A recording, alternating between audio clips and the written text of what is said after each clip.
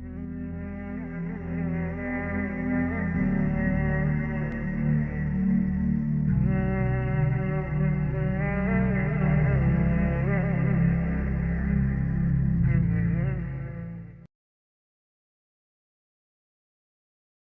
کوئی غم کرو نہ خوف، خوشیاں مناؤ جنت کی جس کا تم سے وعدہ کیا گیا تھا۔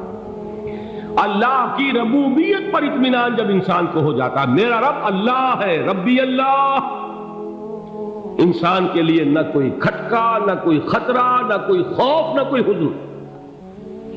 جو کچھ ہو رہا ہے کس کے اذن سے ہو رہا ہے؟ اللہ کے اذن سے۔ اللہ کے اذن کے بغیر پتا تک نہیں ہلتا۔ یہ کوئی اندھا بہرا مادہ نہیں ہے جس سے مجھے کوئی خوف ہو۔ اندھا بھینسا چلا آ رہا ہو اس سے تو ڈرنے کا ہر انسان کو ڈرنا چاہیے، نہ معلوم کس کو ٹکر مار دے۔ لیکن نہیں، اس کائنات کو چلانے والا ایک سمیع و بصیر خدا ہے۔ وہ جو میرا دوست ہے، میرا ولی ہے۔ اللہ ولی الذین آمنوا یخرجہم من الظلمات الی النور۔ اللہ اہل ایمان کا ولی ہے، ساتھی ہے، پشت پناہ ہے، مددگار ہے، حمایتی ہے۔ بتائیے جسے یقین ہو جائے کہ اللہ میرا مددگار، اللہ میرا محافظ، اللہ میرا پشت پناہ، اللہ میرا حمایتی، اس کے لیے کوئی خوف ہوگا؟ اس سے کوئی ڈر ہوگا؟ میں مثال دیا کرتا ہوں ایک بہت سادہ، پنجاب کے دیہات کی۔ تو بڑا چودھری ہے اور کوئی غریب کسان ہے۔ اس غریب کسان کے جانوروں کو ہر وقت اندیشہ ہوگا چوری کا، کوئی میری بھینس کھول کر نہ لے جائے، کوئی میرا بیل کھول کر نہ لے جائے۔ لیکن جس کے بارے میں یہ سب کو معلوم ہو کہ وہ جو بڑا چودھری ہے وہ اس کا دوست ہے، اس کی بچیا کو کوئی خوف ہوگا؟ اس کی بھینس پر کوئی ہاتھ ڈالے گا؟ اسے کوئی اندیشہ ہوگا؟ نہیں۔ کیوں؟ کہ وہ بڑا چودھری، بڑا اس کا یہاں کا سردار، جاگیردار، سب کو معلوم ہے وہ میرا دوست ہے، کوئی میرے خلاف اقدام نہیں کر سکتا۔ اس دنیا میں یہ چھوٹی سی بات اگر آپ کے دلی اطمینان اور سکون کا باعث بن سکتی ہے تو ذرا تصور کیجئے۔ میں لفظ تصور استعمال کروں گا صرف اس لیے کہ اس کا ہم جس کو کہتے ہیں ادراک اور شعور کر نہیں سکتے، اگر کے ساتھ کر سکتے۔ اگر یقین ہو کہ اللہ میرا مددگار اور یقین ہو کہ اللہ ہر آن میرے ساتھ ہے، پھر کوئی خوف؟ کس کا خوف؟ کوئی شے اللہ سے بالا تر ہے؟ کوئی قوت اس سے زیادہ طاقتور ہے؟ کوئی اس کے ارادے کو بدلنے والا ہے؟ کوئی اس کی مشیت کے آڑے آنے والا ہے؟ یہی بات ہے جو حضور نے فرمائی، یہ ایمان کا حاصل ہے لب لباب، کہ دیکھو اچھی طرح اس بات کو ذہن نشین کر لو۔ اگر تمام انسان مل کر تمہیں کوئی نقصان پہنچانا چاہے، نہیں پہنچا سکتے مگر جو کچھ اللہ نے لکھ دیا ہو، اور تمام انسان مل کر تمہیں کوئی نفع پہنچانا چاہے، نہیں پہنچا سکتے مگر وہ شے جو اللہ نے طے کر دی۔ آپ پھر میں کہوں گا ذرا طاری کیجئے، اسے فرض کیجئے، اسے سوچئے۔ اگر اس حدیث پر ہمارا دل ٹھکا ہوا ہو تو کسی سے ڈر ہوگا؟ یہ مجھے نقصان نہ پہنچا دے، یہ میری رپورٹ خراب نہ کر دے، یہ میری انکریمنٹ نہ رکوا دے، یہ میرا یہ نہ بگاڑ دے، یہ میرے یہ نقصان نہ پہنچا دے۔ اس کا ڈر، اس کا ڈر، اس کا خوف، اس کی خوشامد، اس کے لیے جا کر طرح طرح سے اپنی عزت نفس کو ذلیل کروانا اس کے سامنے، یہ سب کچھ کیوں کرتا ہے انسان؟ جب سمجھتا ہے کہ اس کے ہاتھ میں میرا کوئی نفع ہے، اس کے ہاتھ میں میرے لیے کوئی ضرر ہے، یہ مجھے کوئی غضب پہنچا سکتا ہے، یہ مجھے کوئی نقصان پہنچا سکتا ہے، یہ میرا کوئی کام بنا سکتا ہے، یہ میری کوئی ضرورت پوری کر سکتا ہے، اسی کا نام شرک ہے۔ جہاں آپ نے یہ سمجھا کہ غیر اللہ کے اندر کوئی طاقت موجود ہے، وہی شرک ہے۔ بتوں سے تجھ کو امیدیں، خدا سے نو امیدی، مجھے بتا تو صحیح اور کافری کیا ہے؟ شرک تو یہ ہے۔ جس پر بھی تمہیں یہ خیال ہے، کلمہ ہے یہ کلمہ سوم، لا حول ولا قوت الا باللہ، ذرا اس پر دل کو کبھی اگر آپ تصور کریں پھر فرض کریں دل ٹھک جائے اس پر، کوئی طاقت نہیں۔ یہی بات تھی جو شیخ عبد القادر جیلانی رحمۃ اللہ علیہ نے اپنی وصیت میں اپنے بچے سے کہی۔ 11ویں دینے والے ہیں، لیکن حضرت شیخ عبد القادر جیلانی کی وصیت اور تعلیمات کو کتنے لوگ ہیں جانتے ہو؟ یہ جن مقامات تک پہنچے ہیں وہ کس چیز کی بدولت پہنچے؟ انہوں نے جو پیغام دیا وہ کیا تھا؟ اے میرے بچے، جس طریقے سے قرآن مجید میں حضرت لقمان کی نصیحتیں جو ہے نقل کر دی گئی ہیں، میں یہ عرض کروں گا بالفرض اگر قرآن حضرت عبد القادر جیلانی کے بعد نازل ہوا ہوتا تو شیخ عبد القادر کی یہ نصیحتیں بھی قرآن میں درج ہوتی۔ اتنی اونچی نصیحتیں ہیں۔ اے میرے بچے، اس حقیقت کو ذہن نشین کر لے، لا فاعل فی الحقیقت ولا مؤثر الا اللہ۔ اس کائنات میں نہ کوئی فاعل حقیقی ہے نہ مؤثر حقیقی ہے سوائے اللہ۔ کسی شے میں کوئی تاثیر نہیں اگر اللہ نہ چاہے۔ آگ جلا نہیں سکتی اگر اللہ نہ چاہے، پانی ڈبو نہیں سکتا اگر اللہ نہ چاہے، زہر ہلاک نہیں کر سکتا اگر اللہ نہ چاہے، کوئی چیز فائدہ نہیں پہنچا سکتی اگر اللہ نہ چاہے۔ تو در در پہ کیوں سر جھکاتے ہو؟ در در پر کیوں جبیں سائی کرتے ہو؟ سب کے سامنے کیوں ہاتھ پھیلاتے ہو؟ ایک اللہ سے مانگو، ایک اللہ کے سامنے زمین پر اپنی جبین رکھو۔ لا فاعل فی الحقیقت ولا مؤثر الا اللہ۔ نظر آتا ہے ہمیں کہ پانی پیاس بجھا دیتا ہے، پیاس بجھانے کی صلاحیت پانی میں نہیں ہے، اللہ کے اذن سے۔ کھانا بھوک مٹا دیتا ہے، بھوک مٹانے کی صلاحیت کھانے میں نہیں ہے، اذن رب میں ہے۔ دیکھیے یہی یقین تھا حضرت موسیٰ علیہ السلام کا واقعہ یاد کیجئے۔ سامنے سمندر آ گیا ہے، قوم دیکھتی ہے پیچھے کہ گرد و غبار کا طوفان، معلوم ہوا کہ فرعون اپنے لشکر سمیت آ گیا۔ لشکر جب چلتا تھا تیز رفتاری کے ساتھ تو گرد و غبار کا جو طوفان اٹھتا تھا اس کا تصور کیجیے، اور لمحہ بلمحہ وہ قریب آ رہا ہے۔ پوری قوم نے کیا کہا؟ اے موسیٰ انا لمدرکون، اے موسیٰ ہم کو پکڑے گئے۔ قرآن مجید میں تو یہاں وہ باتیں نہیں لکھی ہیں، لیکن تورات میں یہ درج ہے کہ بنی اسرائیل جھگڑنے لگے، دست و گریبان ہو گئے موسیٰ کے ساتھ۔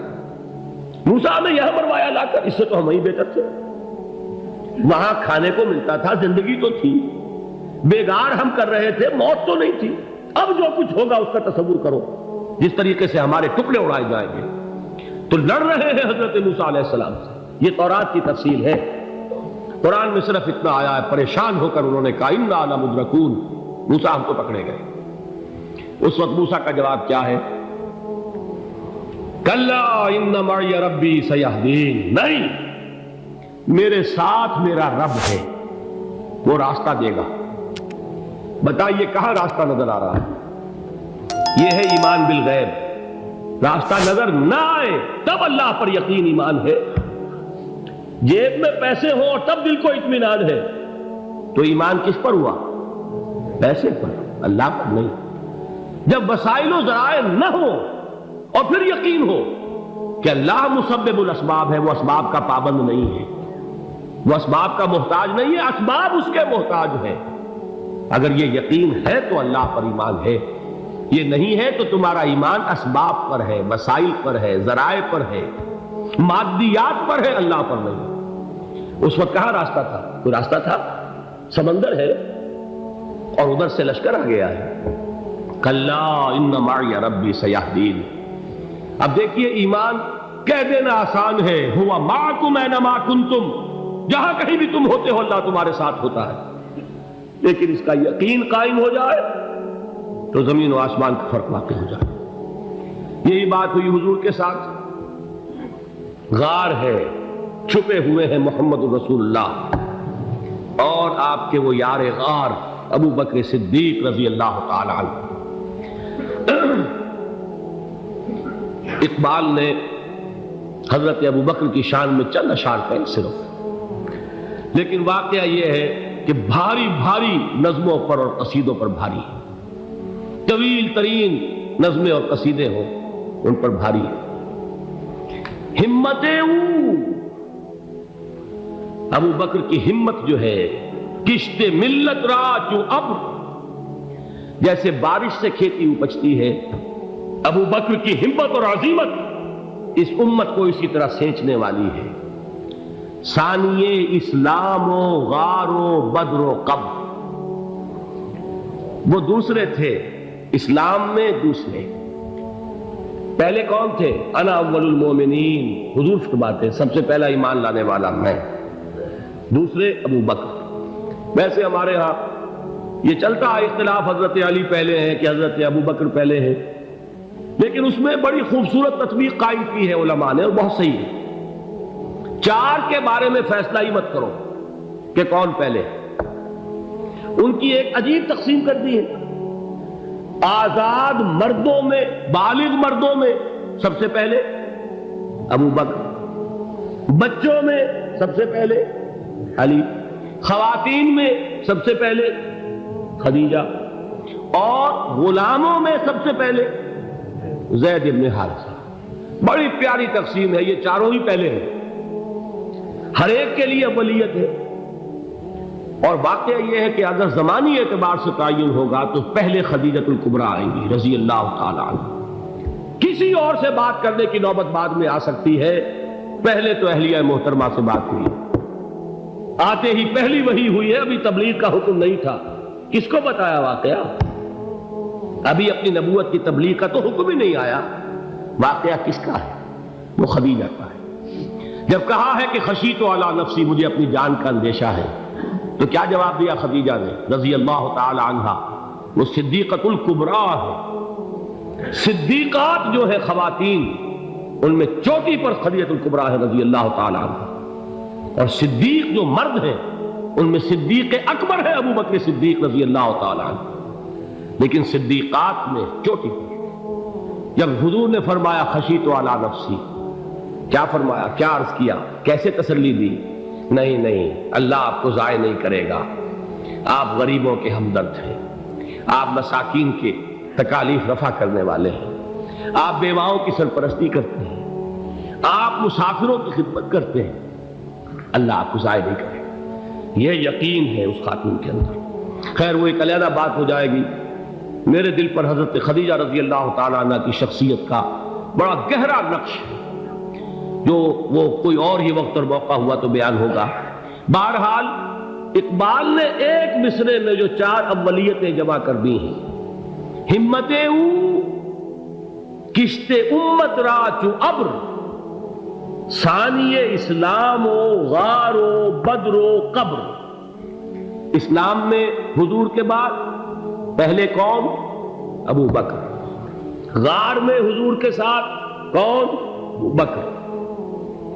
بدر کی رات اللہ کا رسول سر سجود، وہ جھاڑ، وہ گھاس پھوس کی جو جھوپڑی بنائی گئی تھی، اور وہاں تلوار ننگی لے کر پہرا دینے والا کون؟ ابو بکر۔ اور اس حجرہ عائشہ میں محمد کے بعد سب سے پہلے دفن ہونے والا کون؟ ابو بکر رضی اللہ تعالی عنہ صلی اللہ علیہ وسلم۔ وہ جو معاملہ میں سنا رہا تھا غار ثور کا، حضرت ابو بکر بھی حضور کے خیال سے لرز گئے ہیں۔ آپ کو یاد ہوگا کہ جا کر پہلے تمام جتنے سوراخ تھے انہیں بند کیا ہے، ایک سوراخ رہ گیا تھا جس کو بند کرنے کے لیے کوئی کپڑا نہیں تھا، وہاں اپنی ایڑی رکھی ہے، تب کہا ہے حضور سے تشریف لائیے، اور اپنے زانو پر حضور کو لٹایا ہے، اور وہاں کسی موذی جانور نے کاٹا ہے، حضور کی آنکھ لگ گئی تھی، اس وقت اس بل کے اندر جو بھی بچھو ہے کیا ہے واللہ عالم، اس نے کاٹا ہے، اس کی تکلیف کی وجہ سے ابو بکر کی آنکھوں سے آنسو ٹپک گئے، حضور کے چہرے مبارک پر پڑے ہیں، تو حضور جاگے ہیں، معاملہ کیا ہے؟ ایڑی نہیں ہٹائی وہاں سے، مبادا وہ جانور وہاں سے نکل کر محمد الرسول اللہ کو کوئی گزن پہنچا دے، ابو بکر کی ایڑی ہے، جس طرح چاہے کھا لے، ختم کر دے، جان نکل جائے تب کوئی آنچ آئے، محمد پر تو آئے، لیکن جیتے جی نہیں۔ وہ ہے ابو بکر۔ حضور کے خیال سے اس وقت حضور نے پھر اپنا لعاب دہن لگایا ہے، اور اس سے پھر آپ کی تکلیف ختم ہوئی۔ جیسے خیبر میں حضرت علی کی آنکھ دکھ رہی تھی، اس کو جو شفا حاصل ہوئی ہے وہ بھی حضور کے لعاب دہن سے ہوئی. تو بہرحال اس وقت انہوں نے کہا ہے کہ اے نبی یا رسول اللہ، اگر اس وقت ان میں سے کسی نے غیر ارادی طور پر بھی اپنے قدموں کی طرف جھانک لیا تو پکڑے جائے. کیا جواب تھا اللہ کے رسول کا؟ لا تحزن ان اللہ معنا. اللہ ہمارے ساتھ ہے، کیوں گھبراتے ہو ابو بکر؟ یہ ہے ایمان باللہ. میرا مالک اللہ، میرا رازق اللہ، میرا محافظ اللہ، میرا مددگار اللہ، میرا پشت پناہ اللہ، میرا دوست اللہ.